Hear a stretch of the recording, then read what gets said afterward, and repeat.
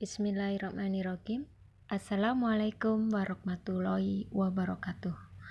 Pada pertemuan kali ini, Ibu akan membahas tentang kebijakan fiskal. Pengertian kebijakan fiskal.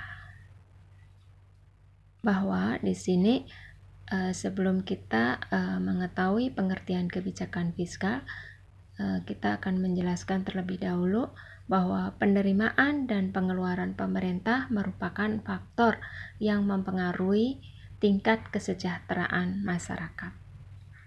Ya, pengertian daripada kebijakan fiskal adalah kebijakan penyesuaian di bidang pengeluaran dan penerimaan pemerintah. Kemudian dilanjutkan dengan peran dan tujuan kebijakan fiskal. Peran kebijakan fiskal adalah berperan dalam mengusahakan peningkatan kemampuan pemerintah dalam rangka meningkatkan kesejahteraan rakyat dengan cara menyesuaikan pengeluaran dan penerimaan pemerintah. Kemudian tujuan kebijakan fiskal adalah memperbaiki keadaan ekonomi, mengusahakan kesempatan kerja, atau dalam kurung di sini mengurangi pengangguran dan menjaga kestabilan harga-harga secara umum. Ya, dilanjutkan lagi tentang jenis kebijakan fiskal atau jenis-jenis kebijakan fiskal.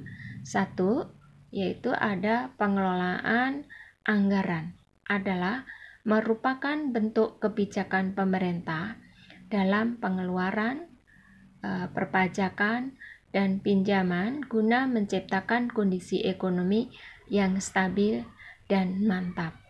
Yang kedua, yaitu ada anggaran pembiayaan fungsional, adalah merupakan kebijakan pemerintah yang mengatur pengeluaran pemerintah melalui peninjauan akibat pendapatan langsung serta peningkatan kesempatan kerja.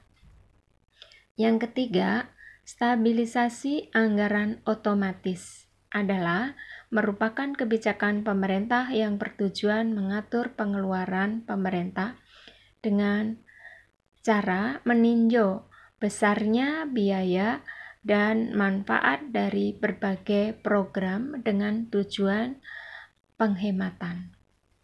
Ya, ini jenis-jenis kebijakan fiskal. Dilanjutkan yang keempat, yaitu anggaran defisit.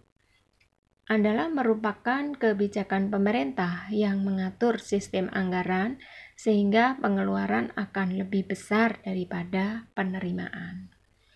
Kemudian jenis yang kelima, yaitu ada anggaran seimbang. Adalah realisasi pendapatan negara sama dengan jumlah realisasi pengeluaran atau belanja negara. Kemudian jenis yang keenam, yaitu ada anggaran surplus. Adalah pemerintah tidak menghabiskan pendapatan untuk pengeluaran sehingga akan menambah tabungan pemerintah. Ya, itu tadi mengenai jenis-jenis anggaran fiskal. Kemudian dilanjutkan dengan fungsi kebijakan fiskal. A, yaitu fungsi alokasi, B, fungsi distribusi, C, fungsi stabilisasi, D, fungsi pembangunan. Ya, saya jelaskan satu persatu, yaitu mengenai fungsi alokasi. Fungsi utama kebijakan fiskal adalah menentukan dengan tepat bagaimana dana akan dialokasikan. Hal ini erat kaitannya dengan masalah perpajakan dan pengeluaran karena alokasi dana tergantung pada pengumpulan pajak dan pemerintah menggunakan pendapatan untuk tujuan tertentu. Anggaran nasional menentukan bagaimana dana dialokasikan. Ini berarti bahwa jumlah tertentu dari dana disisihkan untuk tujuan khusus yang ditetapkan oleh pemerintah. Hal ini memiliki dampak ekonomi langsung pada negara. Kemudian fungsi yang B tadi ada fungsi distribusi. Fungsi alokasi menentukan berapa banyak akan disisihkan dan untuk tujuan apa. Sementara itu fungsi distribusi kebijakan fiskal adalah untuk menentukan lebih spesifik bagaimana dana tersebut akan didistribusikan ke seluruh setiap segmen ekonomi. Misalnya, pemerintah mungkin mengalokasikan 1 triliun terhadap program-program kesejahteraan sosial. Kemudian yang C tadi ada fungsi stabilisasi. Stabilisasi adalah fungsi lain yang penting dari kebijakan fiskal. Tujuannya agar pertumbuhan ekonomi stabil. Kemudian yang D ada fungsi pembangunan. Fungsi utama keempat kebijakan fiskal adalah pembangunan. Pembangunan tampaknya menunjukkan pertumbuhan ekonomi. Ya, itu tadi adalah fungsi daripada kebijakan fiskal. Kemudian dilanjutkan dengan instrumen kebijakan fiskal. Instrumen kebijakan fiskal yaitu ada sistem perpajakan, dan yang B ada politik anggaran. Ya, yang sistem perpajakan terlebih dahulu, bahwa sistem perpajakan itu dengan menggunakan sarana perpajakan, pemerintah akan dapat mengatur kegiatan ekonomi. Dengan menaikkan tarif pajak, pemerintah bermaksud memperkuat kas pemerintah dan dapat memperbesar pengeluaran yang bersifat umum. Sebaliknya, jika tarif pajak dikurangi, maka pemerintah bermaksud memberi kesempatan perusahaan berinvestasi sekaligus meningkatkan konsumsi. Kemudian ada instrumen kebijakan fiskal yang B, ada politik anggaran.